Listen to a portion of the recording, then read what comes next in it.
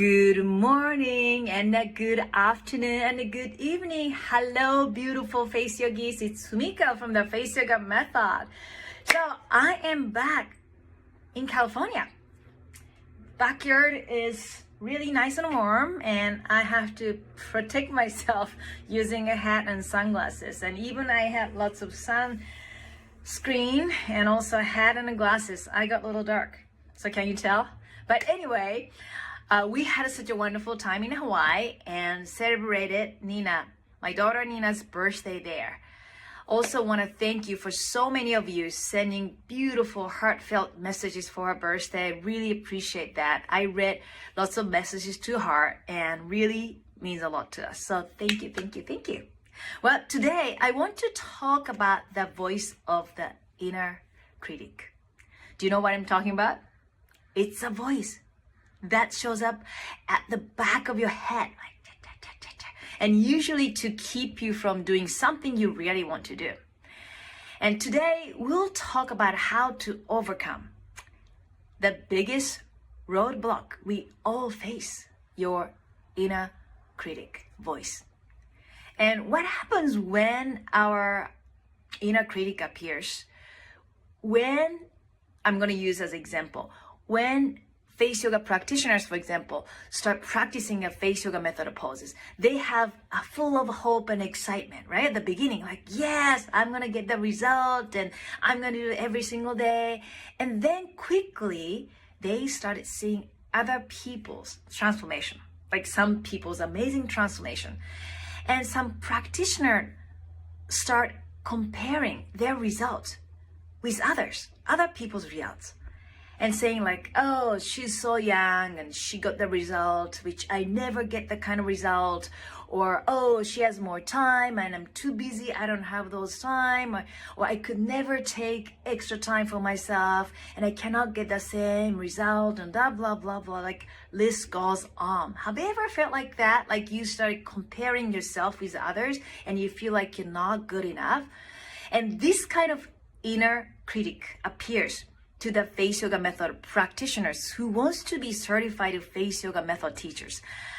When most students come to the teacher certification course, for the first time, they start looking through the course contents and seeing how others are, doing and being successful and understanding all the poses and how great their website looks and all that. And feeling like, it could be really possible for them too at the beginning. And then very quickly, I think it's a human nature, they start hearing the inner critic, the voice popping up like, but I don't have the time. I don't have the money. I don't have talent, or I'm not young, or I'm not old enough, or I can't teach like that. Oh, she's so special. And I'm not good at, in front of people. Or I can't do this, I can't do that. So it's very, very common. And being self-critical it's a habit. It's not like you learn at school. You just started, I don't know where you picked up, but just like any other habit, like, face exercise habits, right? You start chewing one side of the mouth and then you started carrying back at the same time, talking on the phone and same way. So it's a habit. But what is really happening in the mind? We're going to talk a little bit more to mindset, right? I really want you to look at what is going on in your head right now. Why we become self-critical, fear of loss, or what it feels like emotionally, or where do you feel in your body when you started comparing or being critical voice started, here in the head? Where do you feel? Do you feel tension in your eye area? Do you feel tension on the forehead or neck? So think about that, okay? I want to hear your answer to this. Where do you feel? How do you feel? It's possible for, to face this inner critic and overcome it by becoming aware of what is causing this resistance in your body and mind. First, it's like I said, face habits you have or body habits you have. You have to notice when the inner critic shows up, like, okay, what is happening? Why am I feeling this way? Awareness of what you are afraid of. Or is it a financial, investment, or doubling your responsibilities or abilities, or doubting maybe. Or you might think, I'm here because I always had support from my family or friends to pursue my dream. You are wrong. I think I talked about it too. My parents did not like the idea of me teaching face yoga as a full-time teacher. No, they really wanted me to stay at teaching at the university. Why? It was safe, prestigious for women, and also well paid. They're like, why you are leaving the dream job for a girl? I'm from Japan, so there was a limitation for certain things women could do. Now it's changing, but I always felt teaching at the university level gave me the possibility or equality or feeling empowered. That's why I chose that. That's why I went to graduate school, to get that power. But I told my parents I'm leaving. They're like, why are you doing this? Like, why? What happened if this face yoga thing didn't work out? Right? And I heard their voices telling me that I should keep my job at the university. Why? Because it's a safe. Like I say, it's a safe. And a good friend of mine, I still remember, she asked me if I had lost my pride. She looked at me straight in my eyes. She said, Fumiko, do you still have a pride? Like, yeah, I do. And I asked her why. She's like, well, you were teaching at a university and now you're making funny faces in front of people. People are laughing at you. How do you feel about that? And it kind of shocked me a little bit. And then after 10 years later, she apologized for that. I totally forgot about the part, but she said, like, I'm sorry. I think it was such a bad comment because I just didn't know what you're doing, where you're going to. But I appreciate her honesty, telling me that that's how she felt. I'm sorry, it's loud. Airplane. And then yet here I am. 18 years, almost 18 years later, teaching face yoga. I think one thing was that because the car accident, which led me to teach face yoga, was that the fact that it was a near fatal. Like I could have been dead right there, like right there in the spot. So I almost felt like I got the second chance to really fulfill my life the way I wanted. It's my life. It's not other people's life. It's not my parents' life. So I had to be responsible, but also I have to really listen to myself, what I wanted to do. So that's why I'm here. So let's talk about how to deal with your inner critic. I still have it, but I know when I started hearing the inner critic, I can say, stop. I know you're here. Don't worry. I'll pay attention to you, but you don't need to be telling me. It's okay. I got it. Thank you. Sayonara. So I know how to deal with that. Okay? So how to deal with your inner critic. First, do not try to ignore it. Do not try to suppress it.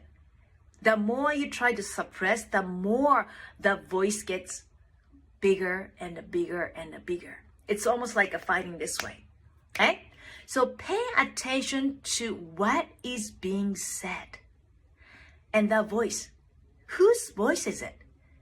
Is the voice your mom? Your partner? Your kids? Maybe, yeah. Or maybe a teacher, or your boss, or yourself, or friends. I don't know. But pay attention to that. Is that your voice? Or is it somebody's voice? You're just translating that to yourself. Okay? And the second one, emotions that arise. Pay attention to that.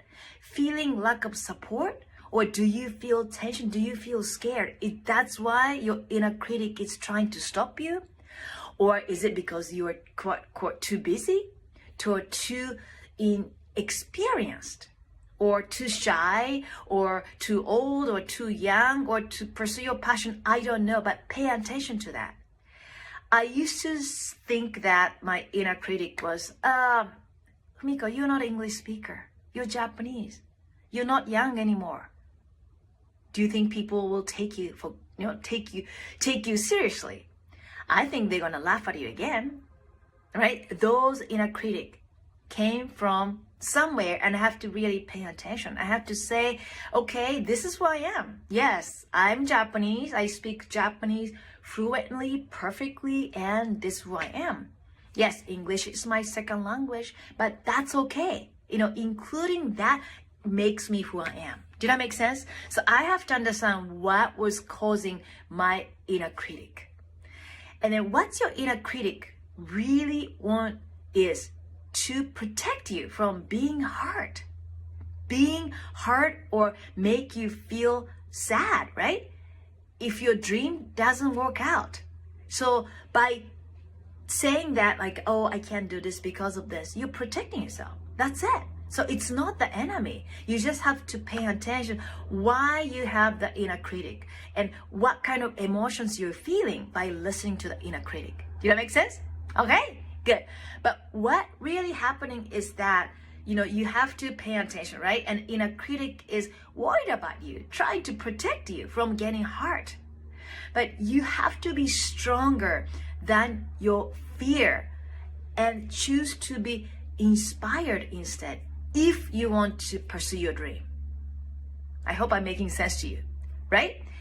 If you think inner critic is convincing enough, like, okay, I think you're right, I should not do this. Like my inner critic, Fumiko, your English is not perfect. You're from Japan. You're too old. They're not gonna take you seriously. They're gonna laugh at you like they laughed at you at the beginning of your face yoga journey 18 years ago. If I had listened to that, yes, I could protect myself being exposed, right, to this social media. But there is a tiny voice under inner critic says, hey, I think you should do it. You should try because it's your life, because you're almost dead at the car accident. Why not do that? So that's how I felt. So be brave. Right now, you're choosing to believe what the inner critic says. So what if you didn't? What you really started saying, nope, I got it, but I want to do this. And what if you choose compassion over critic, which is a little bit difficult sometimes. As we get older, we want to feel safe. But safety comes from the experience of getting hurt. You don't want to get hurt. That's why you want to stay in the same place. You don't want to even think about something outside of your box because it's so scary. So you can replace negative self-talk with affirmations. Something like, I do affirmations, right? Instant pick me up. Even though I'm not perfect, I love my life. Even though I have age spot, I feel beautiful. Even though I'm too tired, I love myself. So those things you can really start telling yourself, you're good, you're good, you're beautiful. It doesn't matter how old, how young you are. And start focusing on your success, achievements, and talents. Everybody has talents. And think about when you're 5 years old or 10 years old. Didn't you feel like you could do anything? You could be anybody? When I was younger, yes, I wanted to be a scientist. I wanted to be an astronaut. I wanted to do this and that. But as we got older, we started taking everything as is like a fact. Even forget about the dreams we had. When I was younger, I didn't know what the meaning of being free. I wanted to be free. I wrote in my essay when I was 12 years old, graduation, from elementary school. I still remember, when I grown up, I want to be free. I didn't know the meaning of freedom at the time. And I didn't understand that freedom and then responsibility comes together. Okay, and then another one. I will share more success stories that will inspire you to create your own successful business as a face yoga method teacher if that's you think you want to do. So becoming a face yoga method teacher, my students always tell me that they have grown in the ways that they didn't think it was possible. Many of them said that they thought they're learning all the technique of how to perform poses. But no, we go so much deeper because I truly believe your success comes when you really feel it, when you change your mindset. So without changing a mindset, you can't be happy with any tools you have. You can buy all the tools from, let's say, I love cooking, right? So you can buy all the beautiful knife from the perfect store and then start learning, this is for the vegetable, this is for the fruit, this is for this and that. But what you need is a confidence that you're gonna cook a beautiful meal. Or what you need is a passion that you want to cook some beautiful, tasty meal for somebody you love, you care about. Did that make sense? So it's not the tool I teach you. Yes, I do teach tools, which is the poses, how to perform as a teacher, but also changing your mindset. That's when the magic happens. You experience, and then you expand your knowledge into other areas of the life. And that's when the change your face, change your life happens. It's a very bold statement. And I know many people told me that after they graduate, they said, like, that was a bold statement, Fumiko. You said change your face, change your life. Like, what does it mean? But after they graduate, they understand what it means, okay? Because going through that course gave them confidence to overcome other fears and the voices in a critic, including, right? And then now it's your turn to chase your dream as a face yoga method teacher if you really want to learn how to create your dream life. And announcement, there is still a few more days to get that best early bird price on the teacher certification course, but this price will be gone soon. So less than a week left to lock in your early bird price and save $600 and get almost $1,000 worth of bonuses and 8 monthly payments available. So you can divide in 8 months and pay the tuition and overcome your inner critic and fulfill your dreams of becoming a face yoga method teacher. I'm there to support you. My team is going to support you too. But if you still want more encouragement, that's okay. I understand. It's a big investment, your time and the finance and, commitment too. I don't take this serious. I don't take it lightly. I take this teacher certification course very seriously because when I teach, I'm almost sharing my passion, to the teachers, and they share their passion to other students. So I really take this course seriously too. And if you still, like I said, need more encouragement and excitement, you still have a time to catch that replay of our teacher certification course info session.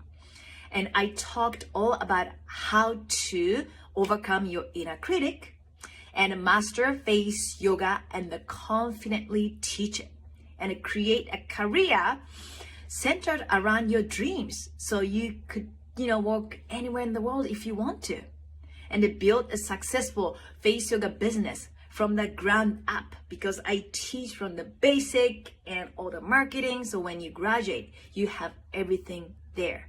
Then start your business right away in less than 6 months without having to leave home. I know 6 months sounds like, whoa, it's a lot of commitment, but think about it. It's almost April. 3 months gone. Can you believe it? 2022. And April is around the corner. So the replay video is link in the description, and watch it right now. And thank you so much for joining me today, and see you soon, Face Yogis. So think about, that inner critic voice you hear often, and awareness is such a first step. It doesn't matter if you want to be a face yoga teacher or not, but when you start hearing that voice, it's a message that something inside of you telling you it's a time to change, or it's a time to take action. Because if you are completely 100% satisfied with what you have right now, which is great, you don't hear the inner voice, inner critic. When you have any doubt, or when you are choosing one over B, or when you have options, that's when inner critic you hear. So it's a good thing, right? Okay, so say hello to your inner critic voice and then pay attention to that, and then have a little discussion with your voice and see how you feel. And I will see you very soon, Face Your Geese. And thank you so much for joining me again. And wear a hat and sunglasses and a sunscreen to protect yourself, because I got a little dark when I was in Hawaii. All right, I love you all. And